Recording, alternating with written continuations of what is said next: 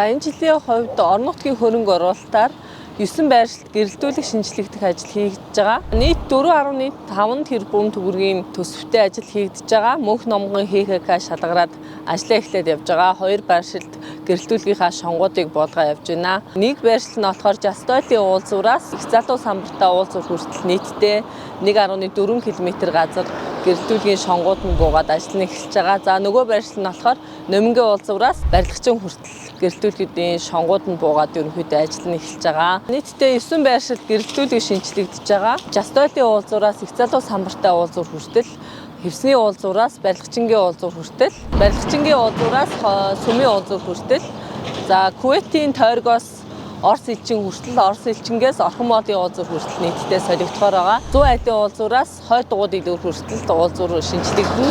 За мөн 3-19 20 дугаар байрны уртлын амралт чөлөө цагаа өнгөрөх талбай нь гэрэлтүүлэг шинжлэгдэхээр байгаа. Ингээд нийтдээ 9 байршилд 384 ширхэг гэрэлтүүлэг шинээр хийгдэхээр байгаа. За ер нь бол гэрэлтүүлэг шинжлэгдэж байгаа шалтгаан нь болохоор кабелийн насжилт болон шонгийн насжилт ерөнхийдөө дууссан байгаа. Гэрэлтүүлгийн хүчин чадал нь энэ жилээс нэмэгдэж байгаа. Өмнө нь 150 ватттай байдаг байсан бол одоо 200 ватт болж шинжлэгдэж байгаа.